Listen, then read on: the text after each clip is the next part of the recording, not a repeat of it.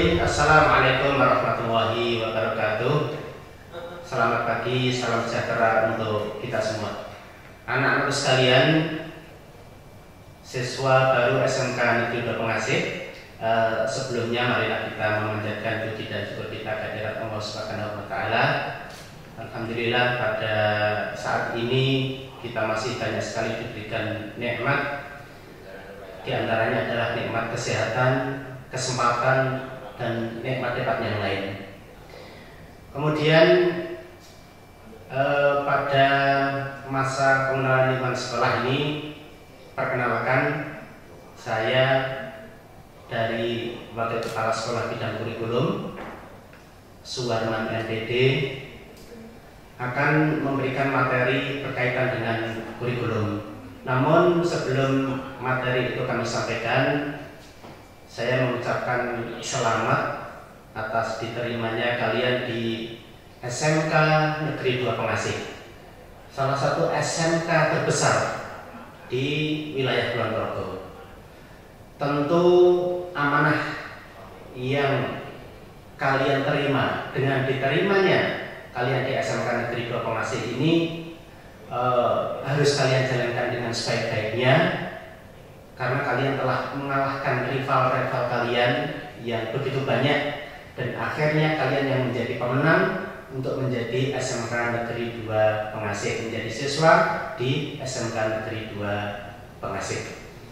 Apapun jurusan atau kompetensi kalian yang saat ini kalian terima, walaupun mungkin dari pilihan 1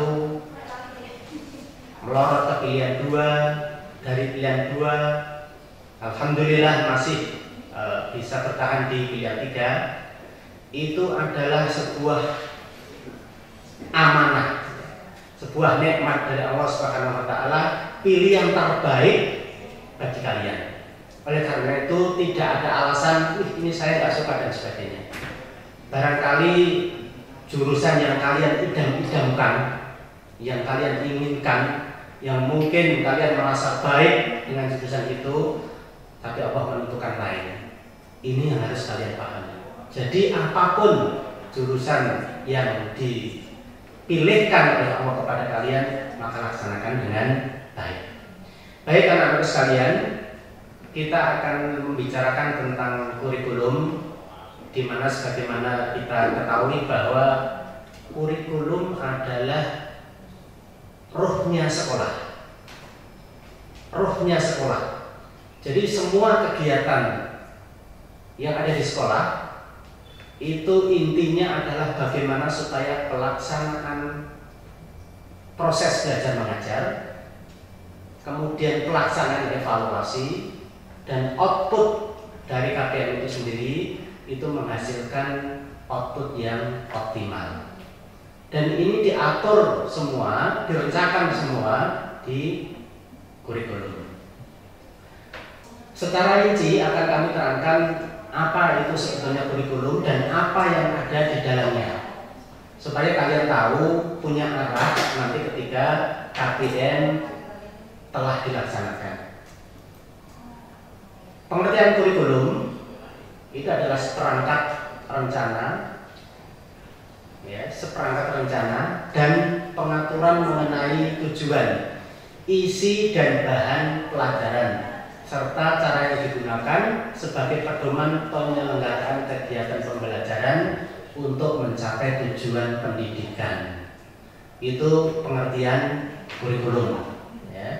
Jadi semua kegiatan pembelajaran, baik itu mulai dari perencanaan, proses atau pelaksanaan, evaluasi sampai pada output, itu diatur, direncanakan di dalam kurikulum.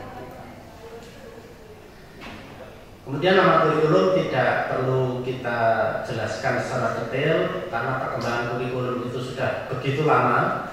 Namun yang kita laksanakan di SMK Negeri 2 Pengasih adalah kurikulum 2013 edisi revisi. Perlu kalian ketahui juga bahwa SMK Negeri 2 Pengasih itu adalah satu di antara beberapa sekolah yang dulu dijadikan pilot projectnya kurikulum 2013. Jadi di wilayah Kulon Progo ini yang pertama kali melaksanakan kurikulum 2013 adalah SMK Negeri 2 Pengasih. Apa sebetulnya yang dikembangkan di dalam kurikulum 2013? Anak-anak sekalian, tantangan ke depan yang akan kalian hadapi di abad 21 itu sangat berat. Saya katakan sangat berat. Perkembangan ilmu pengetahuan dan teknologi sudah berjalan sedemikian rupa, begitu cepatnya, maka pembelajaran di sekolah, lebih-lebih di SMK, harus difokuskan bagaimana supaya kalian tidak tertinggal dan tetap bisa eksis mengikuti perkembangan ilmu pengetahuan dan teknologi. Ada 3 ranah yang akan dikembangkan di dalam kurikulum 2013. Yang pertama adalah kualitas karakter. Kualitas karakter. Ini untuk menyiapkan bagaimana kalian menghadapi lingkungan yang terus berubah. Apa yang dikembangkan di dalam ranah karakter itu? Yang pertama adalah religius. Bagaimana ketaatan kalian melaksanakan perintah agama yang kalian anut. Ini sangat dibutuhkan, ya. Religius sangat dibutuhkan untuk menghadapi tantangan di masa depan. Kemudian jujur, toleran, disiplin, kerja keras, kreatif, mandiri, demokratis, rasa ingin tahu dan lain-lain. Ini karakter yang akan kita tanamkan kepada para siswa sekalian supaya ketika nanti kalian lulus dari SMK Negeri 2 Pengasih menjadi tenaga-tenaga yang profesional dan handal. Ini dalam ranah karakter. Kemudian kompetensi. Bagaimana kalian nanti akan bisa mengatasi tantangan di masa depan yang cukup kompleks. Ada 4 yang harus kalian miliki. Ada 4 yang harus kalian miliki kaitannya dengan kompetensi. Yang pertama adalah berpikir kritis. Berpikir kritis dalam memecahkan masalah. Anak-anak sekalian, kalian tahu bahwa sekarang ini masalah-masalah yang ada di lingkungan kita itu sedemikian banyaknya, sedemikian pesatnya. Kalau kita tidak berbekal dengan pemikiran yang kritis, kita akan ketinggalan. Kemudian yang kedua adalah kreatif. Kreatif. Menghadapi tantangan ke depan, kreativitas berpikir itu sangat dibutuhkan. Dibutuhkan pemikiran yang mendalam, luas di dalam mensikapi setiap permasalahan yang ada. Berpikir kreatif, ya, berpikir kreatif. Kemudian berikutnya adalah komunikatif. Komunikatif. Anak-anak sekalian, kalian bisa melihat sekarang ini, contoh kecil saja yang bisa kalian perhatikan adalah bagaimana Gojek atau Grab itu dikelola secara menggunakan komunikasi. Ya. Kalian tidak akan pernah tahu di mana sih sebetulnya kantornya Grab, kantornya Gojek. Tapi begitu banyaknya armada yang tergabung di dalam organisasi itu, Grab maupun Gojek. Dan mereka tidak pernah saling mengenal secara langsung. Rata-rata tidak pernah mengenal secara langsung. Tapi dengan kemampuan komunikatif itu bisa mengorganisir sedemikian banyaknya personil. Komunikasi sangat penting. Membangun jaringan komunikasi sangat penting. Kemudian kolaborasi, kerjasama. Sekarang ini sudah tidak zamannya saya sendiri yang paling wah, saya sendiri yang paling pintar dan sebagainya. Tidak. Tetapi untuk mencapai suatu tujuan diperlukan kolaborasi, kerjasama dengan semua pihak.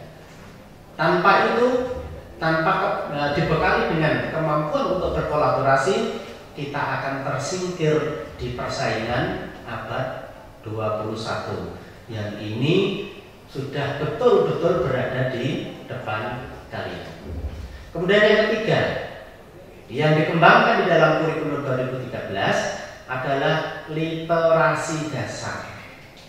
Literasi. Bagaimana menerapkan keterampilan inti untuk kegiatan sehari-hari. Di sana ada literasi kebahasaan. Ya, literasi kebahasaan. Bagaimana kita berkomunikasi dengan bahasa yang mudah dipahami, bahasa yang baik dan sebagainya. Kemudian literasi berhitung, ya, ini penting sekali juga literasi berhitung, di mana semua aspek ini tidak lepas dari adanya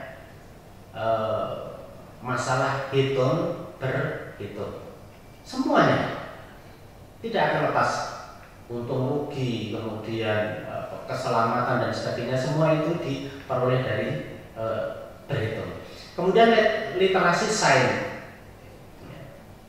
kemudian literasi teknologi informasi dan komunikasi yang sekarang ini betul-betul menguasai dunia. Siapa yang bisa menguasai teknologi informasi dan komunikasi, dialah yang nanti akan menjadi pemenang. Kemudian literasi keuangan, literasi budaya dan keluarga negara. Ini yang akan dikembangkan di dalam kurikulum 2013, di mana nanti kalian bersama Bapak Ibu guru akan mengembangkan diri, mengembangkan kompetensi berupa pengetahuan, keterampilan dan sikap untuk mempersiapkan diri guna menyongsong masa depan yang semakin berat. Saya katakan semakin berat. Kalau kalian tidak eksis, maka kalian akan ditinggalkan. Pengembangan karakter, ya. Penguatan pendidikan karakter pada kurikulum 2013 itu memang diharapkan dapat menempatkan kembali karakter sebagai rohnya pendidikan. Anak-anak sekalian, pengaruh era globalisasi demikian hebat, ya, demikian hebat. Kalau kalian tidak mempunyai jiwa yang tangguh, kemudian cerdas dan berkarakter, kalian akan tergilas di era globalisasi itu. Maka satu di antara perkara yang penting di dalam pengembangan kurikulum itu adalah penumbuhan dan penguatan pendidikan karakter. Implementasi pendidikan karakter itu dilaksanakan dengan menerapkan di antaranya adalah nilai-nilai Pancasila, kemudian ada karakter lain terutama meliputi nilai-nilai religius seperti yang saya katakan tadi, jujur, toleran, disiplin, kerja keras, ya, kreatif, mandiri, dan masih banyak lagi. Semua itu akan dipersiapkan untuk mendidik kalian menjadi manusia-manusia yang mampu bersaing nanti di era global ini. Untuk penguatan gerakan literasi sekolah nanti secara khusus akan dibahas, ya, tapi di sini tidak kami sampaikan. Ini hanya sebagai salah satu muatan di dalam kurikulum 2013. Ya. Kemudian untuk tahap pelaksanaan literasi ini juga tidak akan kita bahas di sini secara perinci, namun di sana nanti ada pembiasaan, ya, untuk penumbuhan minat baca. Ini kegiatan yang sudah kita laksanakan. Saya kira anak-anak sekalian di SMP juga tidak asing lagi masalah ini. Kemudian pengembangan dan pembelajaran nanti sebagai tindak lanjut dari pembiasaan. Apa sih sebetulnya isi dari kurikulum yang berkaitan dengan ilmu, pengetahuan, teknologi ini? Di hari ketiga atau kalian akan dijelaskan secara langsung sesuai dengan jurusan masing-masing atau kompetensi kalian masing-masing. Jadi kami di sini tidak perlu menjelaskan secara detail masing-masing isi dari struktur kurikulum itu. Yang jelas kita di SMK Negeri 2 Pengasih itu ada 11 kompetensi keahlian. 11 kompetensi keahlian. Adapun isi dari struktur kurikulum itu nanti meliputi muatan nasional, mata pelajaran tertentu, kemudian ada muatan kewilayahan, ya, yang dikembangkan sesuai dengan kebutuhan wilayah masing-masing. Kemudian ada kelompok C, jadi yang tadi kelompok A, B, muatan nasional dan muatan kewilayahan, sedangkan kelompok C, mata pelajaran kelompok C adalah mata pelajaran muatan peminatan kejuruan yang terdiri dari dasar bidang kalian, kemudian dasar program kalian, dan kompetensi keahlian. Ini secara rinci itu akan disampaikan pada saat nanti kalian bertemu dengan Bapak Ibu guru di jurusan masing-masing. Kemudian satu hal yang perlu kalian ketahui dan betul-betul kalian ingat anak-anak sekalian, yaitu tentang peraturan akademik. Peraturan akademik itu mengatur bagaimana kegiatan belajar mengajar itu dilaksanakan di SMK Negeri 2 Pengasih. Baik mulai dari perencanaan, proses pelaksanaan KBM, kegiatan belajar mengajar, sampai pada evaluasi yang nanti digunakan untuk menentukan kenaikan kelas dan kelulusan. Satu hal yang unik yang tidak dimiliki oleh sekolah-sekolah yang lain, anak-anak sekalian, yaitu kriteria kenaikan kelas khusus untuk kelas 10. Mohon diperhatikan, kriteria kenaikan khusus untuk kelas 10, di mana salah satu butir dari kriteria itu adalah apabila peserta didik kelas 10 tidak naik ke kelas 11, maka peserta didik atau siswa tersebut diserahkan kembali ke orang tuanya. Mohon dicamkan betul ini. Saya ulang, apabila peserta didik atau siswa kelas 10 tidak naik ke kelas 11, maka siswa tersebut diserahkan kembali ke orang tuanya. Kenapa demikian? Anak-anak sekalian, kita tidak menginginkan anak-anak yang masuk ke SMK Negeri 2 Pengasih itu menjadi anak-anak yang kurang bermutu. Saya katakan kurang bermutu kenapa? Baru kelas 1, ya, baru kelas 1. Ketika tidak naik ke kelas 2 atau kelas 11, itu berarti ada sesuatu yang tidak pas, ada ketidaksungguhan di dalam mengikuti kegiatan belajar mengajar. Maka yang seperti ini bukan budaya dari SMK Negeri 2 Pengasih. Nah, apa sih sebetulnya kriteria kenaikan kelas, anak-anak sekalian? Yang pertama, kalian harus mengikuti seluruh kegiatan belajar mengajar. Hasilnya adalah berupa nilai, artinya tidak boleh ada nilai kosong. Kemudian dari mata pelajaran yang kalian ikuti itu harus mencapai nilai KKM. Tidak semua memang. Jadi kalian diberi kesempatan untuk tidak KKM hanya 2 mata pelajaran saja. Kalau ada 3 mata pelajaran yang tidak KKM, otomatis kalian tidak akan naik kelas. Kemudian yang ketiga, nilai kegiatan ekstrakurikuler wajib itu minimal B. Jadi nilai kegiatan ekstrakurikuler wajib itu B, kegiatan ekstrakurikuler wajib itu pramuka. Namun untuk semester depan atau semester ini, ya semester ini mengingat kondisi musibah pandemi COVID-19, ini untuk sementara kegiatan ekstrakurikuler belum diadakan. Tapi nanti ketika keadaan sudah memungkinkan, kegiatan ekstrakurikuler akan diadakan.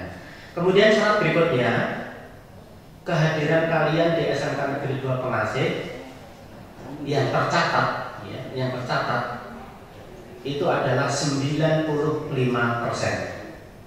Artinya kalian hanya diberi kesempatan untuk tidak mengikuti kegiatan belajar mengajar tanpa keterangan, itu hanya 5%.